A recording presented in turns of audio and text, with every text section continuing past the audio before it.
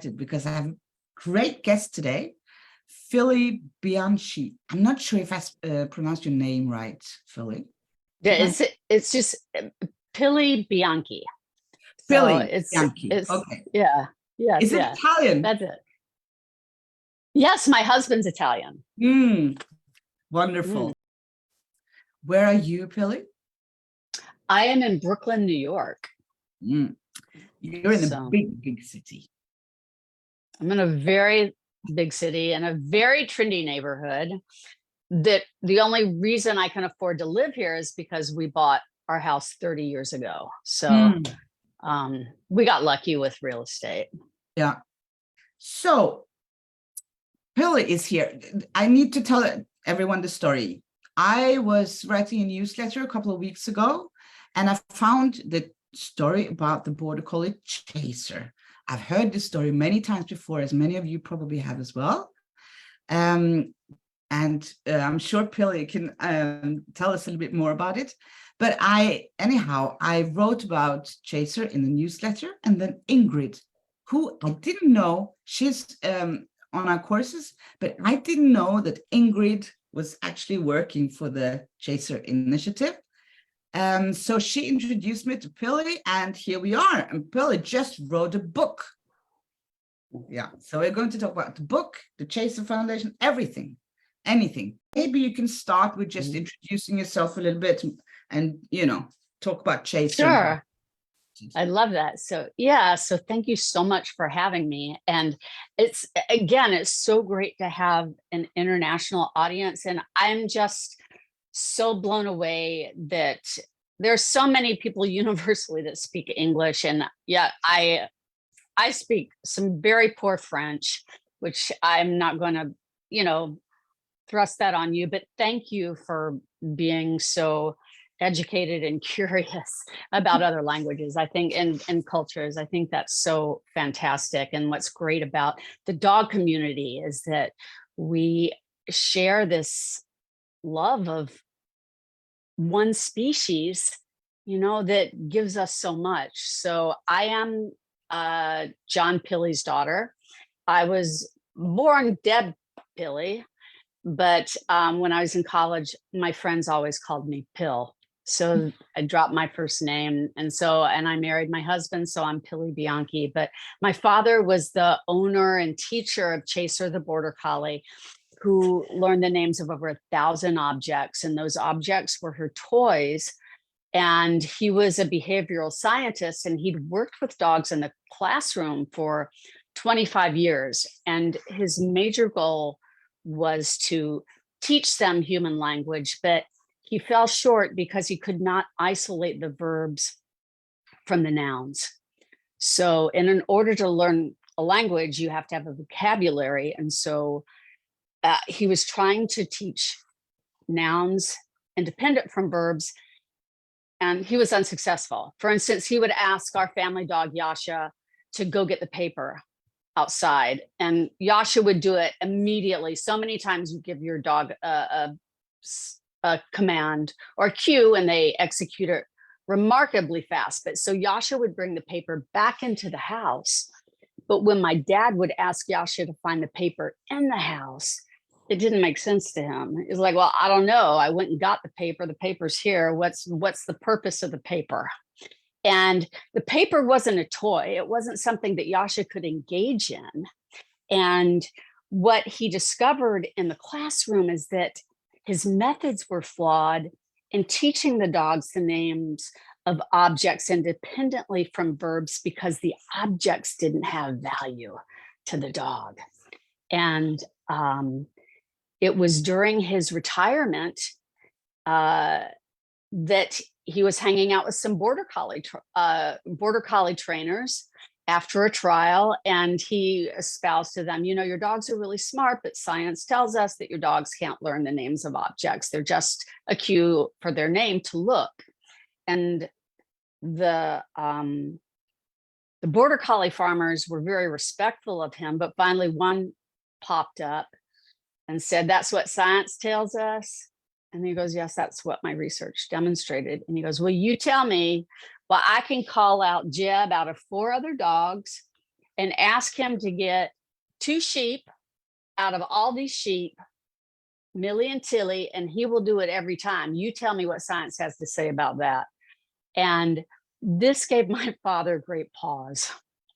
And he understood in that moment that he had done it the wrong way. So when he brought Chaser home at the age of 76, he knew where he'd gone wrong. And this time he got it right. So he taught her the names of over 1,000 toys. And that was simply to test the boundaries of her memory system, of her mind. Because here people have been working with primates, dolphins, and birds, but nobody was working with this incredible animal that we've shared an evolutionary path with. So he was really the first that was using an individual dog, the family dog, to teach human language. But what he also did was he taught her verbs independent from the nouns. He taught her qualifying words like faster, slower, bigger, smaller, concepts like again. And the more she learned, the more she was able to learn. And when his formal research went globally viral, it was such a celebration that yes, dogs are as smart as we think, that they became world famous in 48 hours in over 72 countries. So that's who my father was. And you can see, And if you Chaser. go to YouTube, you can see there's so many. I was checking it last week. 60 Minutes Australia, some BBC Earth. There were a lot of interviews, and yeah. So this okay, now, did any other scientists or universities, did they pick up on this, and are they continuing this research, or do you know? You know what? That is a really interesting question. And I know that McClosey's team with Claudia Fugaza and Shani Dror had started this reach out for the Genius Dog Challenge, where they were looking for people who had dogs that were understanding the names of their toys. And they used citizen science to kind of discover if other dogs could use this. But what was unfortunate is that they didn't provide a methodology. So their conclusions for their science determined that only certain dogs are able to learn language, and they qualify these as like genius dog learners. But this is flawed. This is not true. This is a myth. And after the fact, I spoke with them. They called me, and I was like, I was disappointed with their results. I said, what were your methods? And they told me the methods. Most of the times people weren't working with their dogs. They were just observing that their dogs knew the names of objects. But it's the engagement, it's the interaction, it's the teaching that has to take place. And you can't just assume because your dog doesn't inherently know the names of objects that they're not able to learn. So this was very disappointing to me when they finally were doing some language learning. And I said, I wish you called us. Why didn't you call us? I could have given you the methods, because the methods are in my book. We've had tons of other people that are using these methods to teach their dog the names of objects, but it's not how many they can learn, but it's just a gateway for further learning and to increase your bond and communication. That's what it's all about. So I'm sad to say not a lot of researchers have picked up where Dad left off, because a lot of science doesn't want to use just one dog. You know, they don't want to dedicate. That's why language scientists are few and far between Irene Pepperberg with Alex, Lewis Herman with the dolphins, Phoenix and Akay Kamei, Sue Savage-Rambal with Kanzi. Those commitments were kind of poo-pooed at the time, but they give us the greatest leaps in understanding how to communicate. Oh, I feel like we can talk for hours, Pilley, seriously. Let's talk about let's talk about your book first, and then we can, because I read your book. Your book was published just now in August 2003, so it's definitely fresh from the printers. Yes, brand new. It's in English, right? So there are no other languages yet? Okay. Yeah. We have just licensed in the UK, and we just licensed in Romania. Okay. Yeah. So it's coming. It's coming. Good. And I will post all information in the comments later tonight when we've finished, so you know where to get the book and everything we're going to talk about. So, okay. First of all, the foreword was by Mark Beckhoff, which I'm happy to say is coming on a live later this fall with us as well. And that is just wow, isn't it? Weren't you happy? Yes. When you agreed to write the foreword by Mark? I asked him, and when he said yes, I had done an interview with him for Psychology Today. And yes, and I was thinking, should I ask him? Do I dare ask him? And he was like, yes, okay. And I was like, oh my God. Yeah, that was huge. We'd been having conversations, and he was a huge Chaser fan, and my father, and as well as my father's work. So he's brilliant. He's brilliant. He's done more for dogs and helping us to understand and have more humane respect for nature as a whole with all of the work that he's done. So true. And there's so many good reviews already for that book. I want to start because I want to tell our viewers as well that I don't just talk to people who write any books about dogs. I choose them carefully. And listen, people, this is quote what John, your father, wrote, and it's in the beginning of the book. There is one thing you must do to explore learning and listen. I underline it, with your dog. That's already, that's, where I'm going now. It's beautiful. With your dog, learning with your dog or any other animal. Respect the other mind involved with you in the process. Give me some hearts, people, really, seriously. So yes. That was his way of thinking about it. So you always write in the book that obedience was never our goal with Chaser. It was simply a way to provide safety so that we could further enlarge her world. So tell me, Pilley, just to make sure now, that Chaser learned a lot of words. More than toys, like you said. Yes. She learned, verbs and things as well. So it was not training as the way we think. No. It was literally teaching. And my father was a brilliant professor. And what made him so great was exposing students to novel ideas, like the outdoors. He would take students, he was a whitewater paddler. He was an elite paddler in the Southeast. And he would take kids on whitewater canoeing expeditions that were just a couple of hours away from home. And he discovered that having these trips, these day trips, and giving them an opportunity to engage with each other in a situation where they had to be work as a team, that this would be way more enriching than just simply a classroom experience. And so what he advised them when they got on the river, he said, when it takes two people to paddle a canoe, there are going to be moments where you are certain it's your partner that is messing things up, but it probably isn't.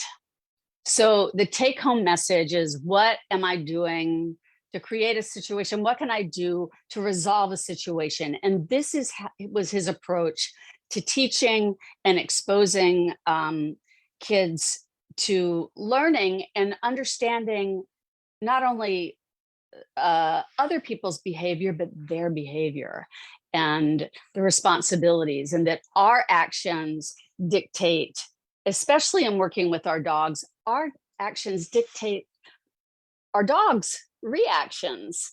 So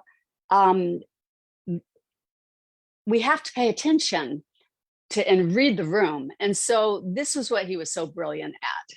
And this is what he did with dogs. This was the other funny story, and I won't blabber on, but what he would do with the dogs in the classroom is he would have the students teach them very complicated behaviors. And these were our family dogs, which we knew were really great at learning new behaviors, because my sister and I, would train them ourselves. We grew up learning behavior modification and stimulus control. So our favorite place to hang out was our dad's laboratory with the rats and pigeons, playing with them while he's doing other stuff. So with the dogs, what was interesting, they could learn very complex behaviors. And the students would have to come up with something that they would like to teach the dog. And they would have to come into my father and say, okay, this is what I'd like to teach Yasha. And he'd say, oh, that's a great idea. And then they would sit there and they're like, okay, well, how do I do it? He's like, well, I don't know. You got to figure that out. And you have to test it out on your friends first, because I'm not going to have you frustrate my dogs. So this was how they sort of learn how to develop the methods for a scientific experiment. And in the same breath, his dogs weren't being the guinea pigs. Their friends were. Perfect. It makes sense. And it was sort of magical growing up with my father, because he was also so kind. And with Chaser, we talk about obedience was never the goal with her. And it was simply a way to provide safety, because all animals of all species draw hard lines in the sand for their babies' welfare. And puppies learn when they're young, when they're not taken away prematurely from the mother, and they get to bond with their litter mates. And so it's very important to set them up to succeed. But you don't want to use aversive methods, and you don't want to squash their spirit. So it takes some careful planning to figure out how you're going to model your puppy's behavior and give them a safe environment. And we talk about this in the book. Also, because this is what I like, we talk a lot about it in our courses as well, that training, a lot of people are used to having, a certain recipe for everything. So we're kind of expecting, how do we train this? How do we do this, step by step, like baking a cake? But it's no such thing. We try to communicate that they're individuals. We know how they learn, So, but there are different ways, there are different dogs, and there are different things that they're learning. And you write in your book as well that you write quite a lot about something that you call playful learning. So can you explain us a little bit about what you do and what you mean by playful learning? Well, the play is an innate behavior that dogs express.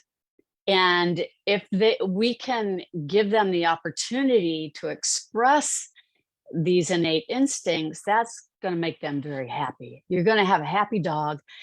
And but what a lot of people don't understand is that it's not just giving your dogs toys and having them play, it's the engagement of play. And this is how Chaser learned everything. It was through play. And if she was not having fun, we had to stop, back up, and rethink how we were going to teach her something if she wasn't learning. But with play, and Mark Bekoff speaks about this brilliantly. He started videotaping dogs back in the 70s and watching them engage together. And he discovered that there's the golden rules of fair play. And these are: ask first and communicate clearly, mind your manners, admit when you're wrong, and be honest. And this is what dogs do when they play with each other. What you discover is if dogs are playing together and one is constantly bullying the other dog, they're not going to get played with that much. The other dogs are really not going to engage with them so much. So with play comes into the picture on so many levels in our relationship with dogs, not only in dogs' innate behavior, but how it builds our bond. And that if learning is fun, you're going to hit that sweet spot where they're going to want to repeat this behavior. And repetition is one of the key parts in learning. And who else has that joy of repetition other than our dogs and kids? You know, this is an inherent gift that that dogs and kids share. And it's a critical element in learning. So what we discovered with Chaser is that she loved the engagement of play. She never played by herself.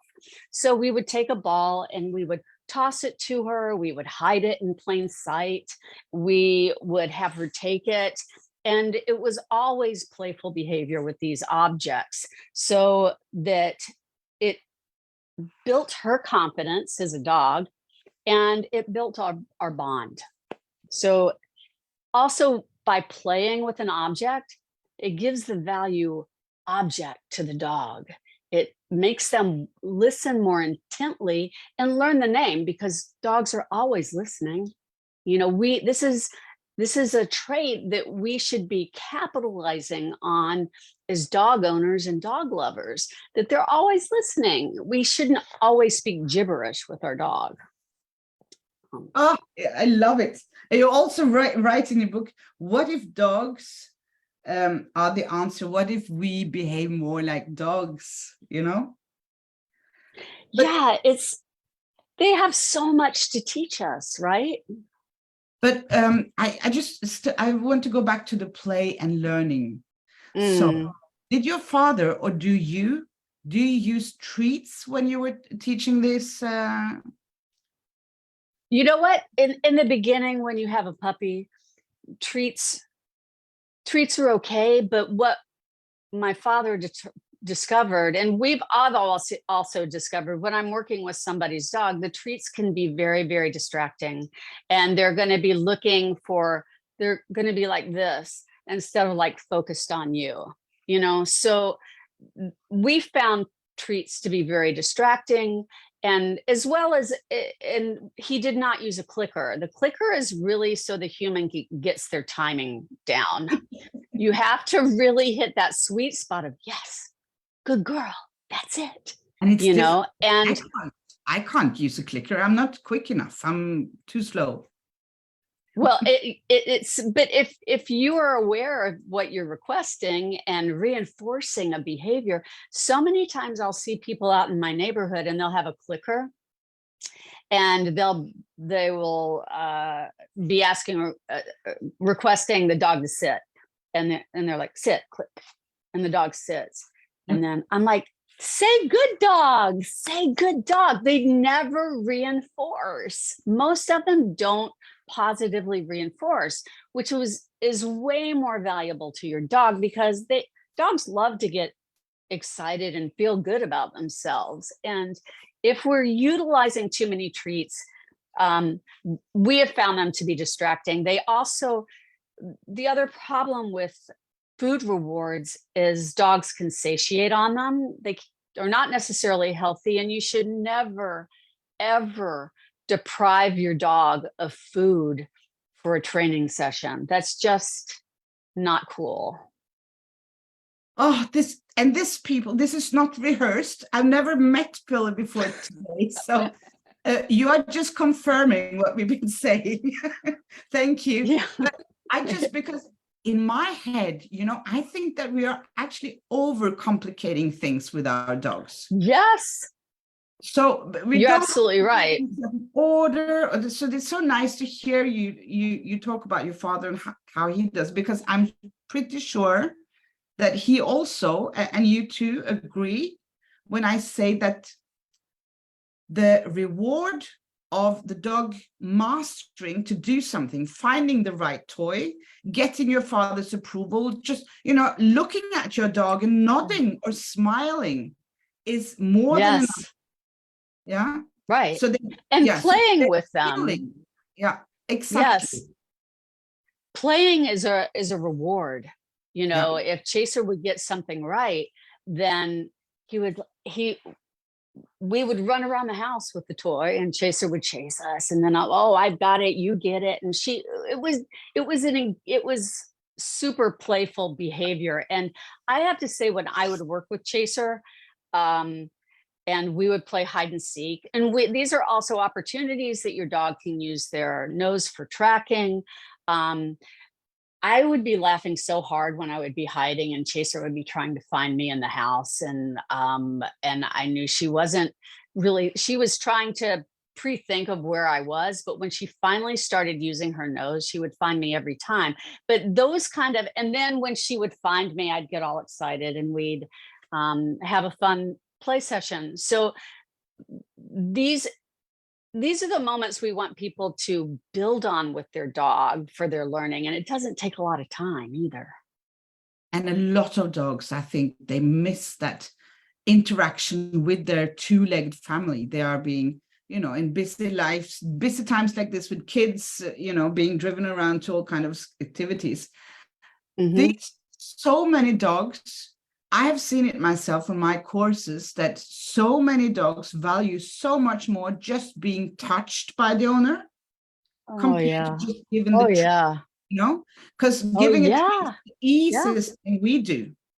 It doesn't require anything of us, but to actually pet your dog, to sit down with your dog, to be calm with your dog, to interact, that, that's golden. It's that positive reinforcement that, and that's what I grew up with my entire life. My father was, he was such a positive man, but he wouldn't say something ever negative about, I never heard him speak negatively about anyone. And the harshest words he ever said to me as a teenager, if I was not doing what I should have been doing, he would say, "Honey, I'm not going to reinforce that behavior." And I was like, I hate it when you say that. So that's what worked in our family. Exactly. Yeah. Okay. So, also, I have some notes here. You see, that's why. So, back to your book. There's also, it's so nicely written. To me, it's nice to write something because that I can feel, if you know what I mean. I felt, your honesty and your feeling for dogs, your love for dogs, really. And you're also explaining very useful things like the history of dogs from thousands of years back, coming till today. You talk about breeds. You talk about a lot of important things. I think this book is for everyone, not only for people who are especially interested in dogs, but I would say actually for puppy owners. I mean, for anyone used to training dogs or having dogs for 40, 50 years or more, and with their first dog. Something for everyone. Thank you. Is that something? Well, yeah. Well, that was, we wanted to make, first of all, I acquired all of this knowledge by growing up with my father and being Chaser's producer over the past 10 years and learning from her. I learned way more from Chaser than she did from me. And I shared a room with her. So what this book was before my father passed, we were talking about animal abuse laws. And we had just done a film with a filmmaker, Gorman Bouchard, that had done a film on a dog named Gucci, which was one of the dogs in the United States that was very pivotal in changing laws, where some high school kids tied him up in a tree, doused him with gasoline, and set him on fire. Gucci survived remarkably.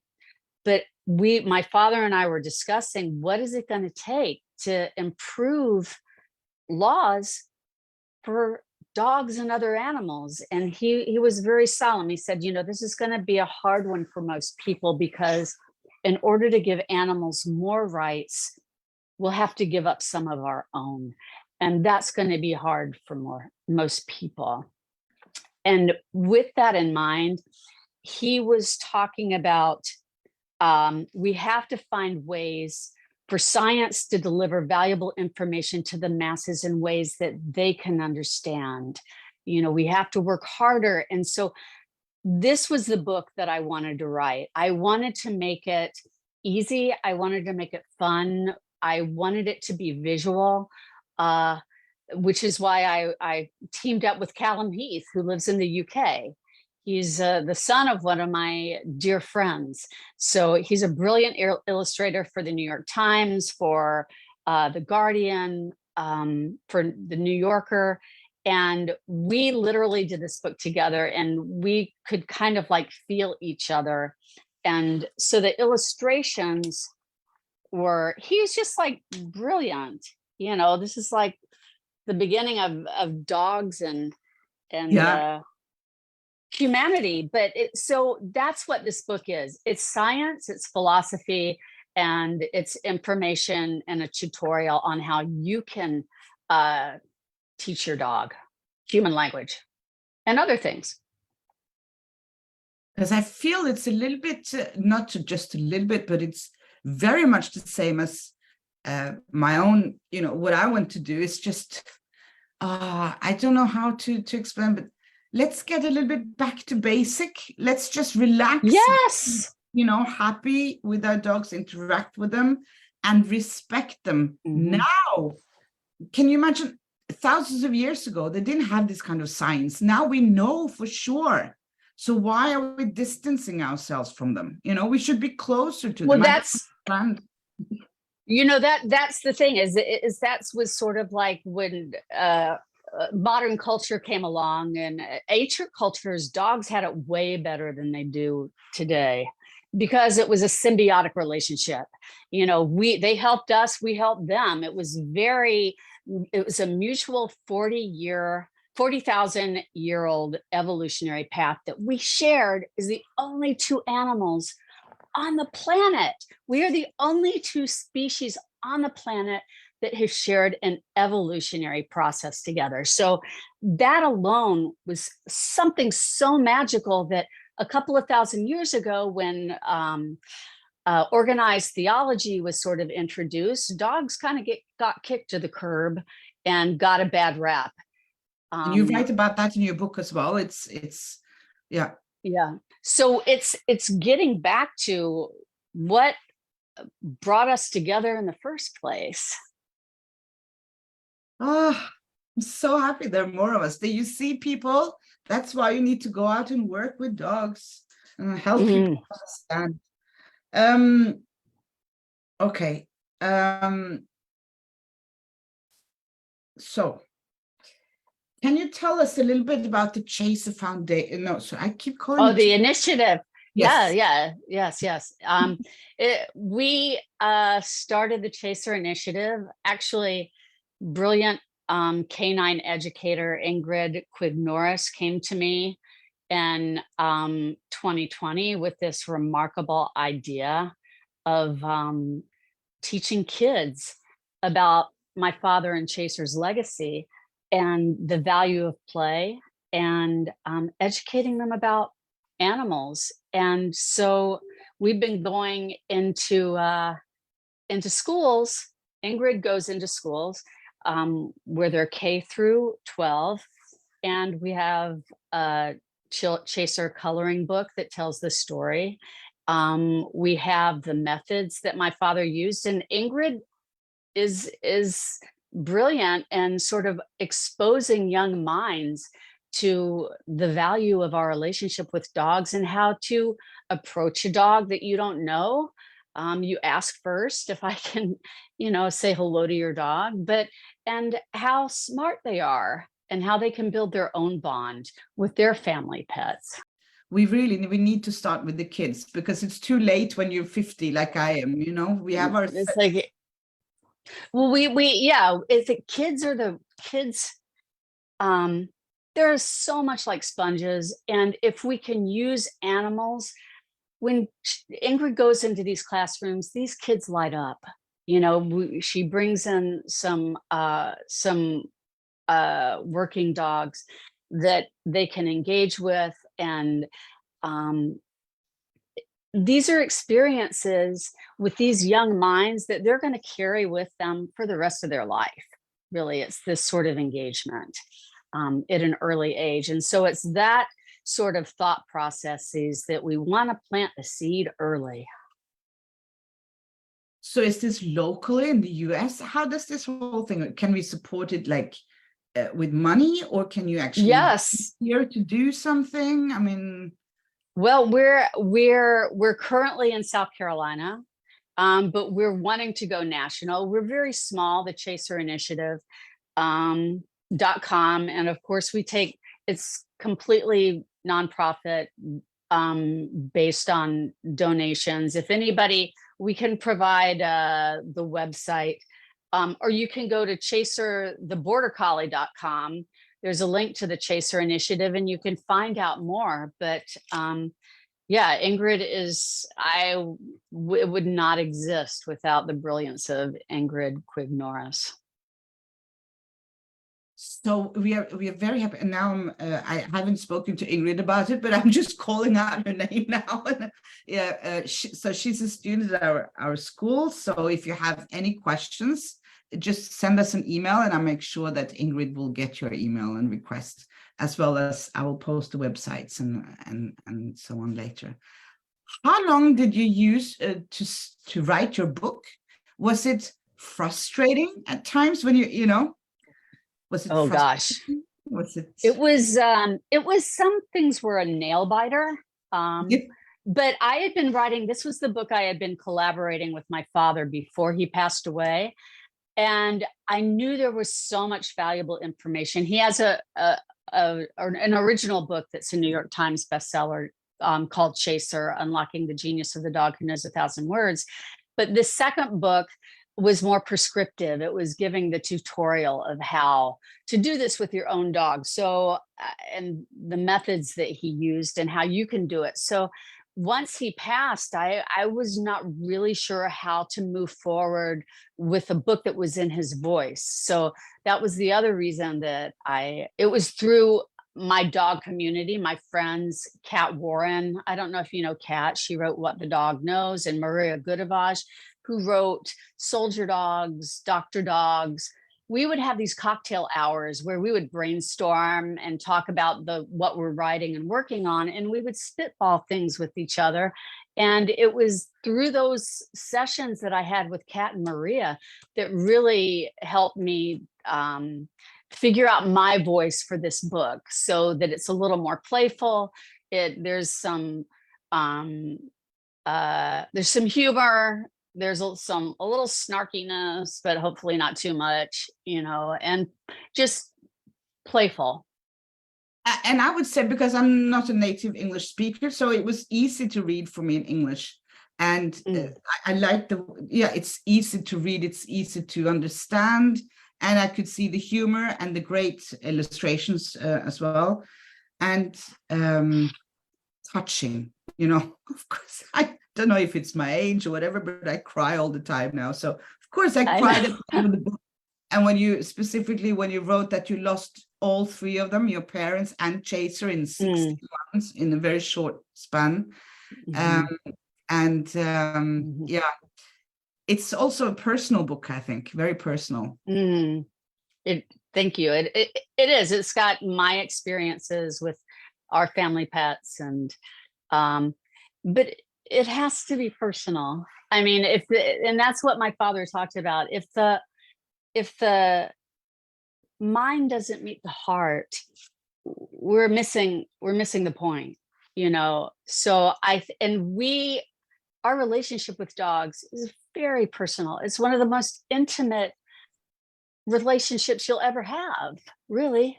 And Yeah, so thank you. It is personal. I am looking for someone to write a book about losing a dog. This is one of the very, very important topics I think we need to talk more about, because people don't understand, what it's like. But that's a whole other Facebook Live. That's a whole nother session. Yes. Oh, but yes. It's also very, very important. So yes. if you had a wish, what wish, when you were writing the book, maybe this is too difficult of a question, but when you wrote your book and, you finished it and everything, what do you want with your book? I mean, what do you want in the ideal world? What would you want to happen when people read your book? I want people to see themselves. And I would really love for people to connect more and find those common denominators. And one of the greatest gifts dogs give us is that they are, as far as Homo sapiens, they're our greatest common denominator globally. It's not the economy, it's not religion, it's not technology. It is this animal sitting in wait at our feet. And the more that we can recognize their beautiful souls, they live short lives to give us ample opportunity to learn the purest form of love and loss. So if we can learn from them, their dogs are not unconditional lovers. Their love has to be earned. But once you have their love, you got it. I mean, they're in it for the long haul. So this is remarkable. They can be incredibly wise. They're sniffing out disease and dead people and discovering new things that we're harnessing all the time for us. But what can we do for them? What can we do to increase their welfare? And that's what I want people to understand from this book, what we can learn from them. We get some hearts here now. It's really nice to hear. And Turid Rugaas, she always, or very often, she mentions as well, she reminds us to trust our dogs more, Yes. Oh, yes. Because they will not lead us in the wrong direction. Even our horses, we had horses growing up, and it's the same thing with animals. If they trust you, you got to trust them. We got really, really lost one day, and we were wandering around God knows where, and it was getting dark, and we didn't know my sister and I didn't know how to get home. Finally, we gave the horses their head. We just let them. We were home in 5 minutes. Yes. 5 minutes, and it's the same sort of relationship with dogs, let them do them. Yeah. Now I forgot what I was going to say. Well, we were trusting. It's like we have to trust our dogs more. That's so that's key in any relationship, isn't it? Trust. Yeah. I love that. So I just wanted to have one last question for Pilley. If you have any good tip to anyone listening now, what should they do to start a good, fun, respectful training session together? Play. That's the very first thing I do when somebody brings a damaged dog to me, is I'll have a ball that's bouncy. And a lot of people say my dog doesn't like to play with toys, and I'll bounce the ball myself, and eventually the dog is like, what's going on here? And they'll run for the ball, or they'll run for the toy. and then you let them win. That's the other thing, is when you're playing with your dog, let them win. And while you're playing with the ball, I'm constantly repeating the name of the object. I'll say, Stevie, I've got blue. I've got blue. I'll name it. And then I'll be, let's find blue. I've got blue. And then she'll get blue. Once she catches blue, then I chase her around. Dogs love being chased, and then I'll run and they'll chase me. So it's like that playful engagement when you're working with an object, and the dog is going to remember the name of that object if you're constantly repeating it, and you pair it with a verb: find blue, catch blue, take blue, I want blue, there's blue. They're going to learn the name of that object, and they're going to name those behaviors that you constantly reinforce with different objects. So they're learning verbs and nouns independently. Oh, I have one more question, sorry. So how long, can you say anything about the time span for Chaser to learn one new word or one new name of a toy, for example? Are we talking days, weeks? I know we're not talking weeks, but can you give an example? But well, what you can do, and he would just play with Chaser for 5-minute sessions. They were never too long, and he would take breaks. Keep your sessions. So in the beginning, he would only play with the one toy for 3 days, and there'd be like 4 to 5 sessions a day, right? Mm-hmm. With that one toy. Then when she could find that toy in another room, he would start on another object, and they would take 3 days. Well, she finally had the conceptual understanding at 5 months old that she was like, when he says this is blue, he's pairing the name of an object with the object. So she started to learn the names of those toys at 5 months old on one trial alone.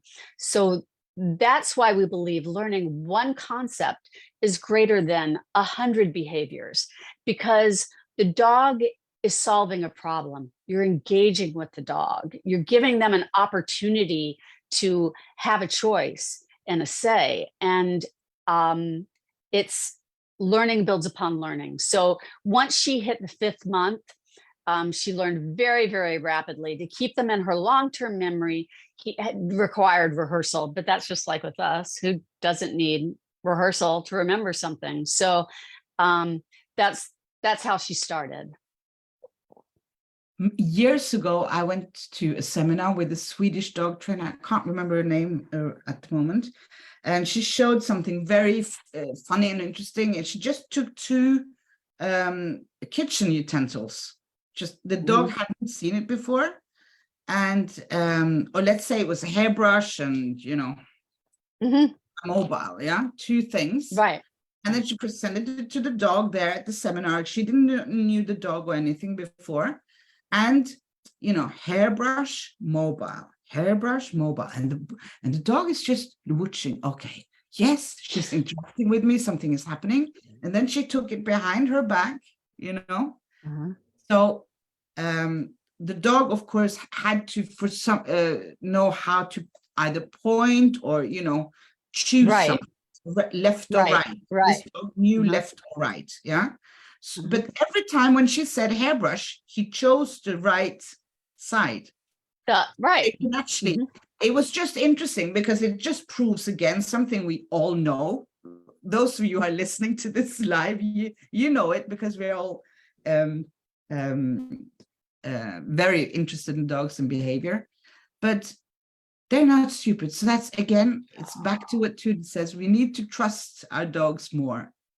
Don't make them. Yes. And if you don't like it, if it's something you would find aversive, your dog probably does too, like a prong collar or shock collar or being yelled at, or, if it's aversive to you. The only thing that dogs really love that we don't care for is poop. They love poop, all kinds of poop, and they love smelly things, but I think that's the greatest thing that dogs like that we don't care for. That's true. That's true. Okay. Oh, Thank wow. you so much, Pilley. This is very interesting. I love Oh, chatting with you for hours. this was so much fun. Yeah. Thank you for having me. What you're doing is amazing. Well, likewise. We're so fortunate to have Ingrid at our school. So if you have any questions. Oh, Ingrid knows everything. Yeah. She Good. knows so much. Okay. Thank you so much. And thank you, Pilley. Thank you, everyone.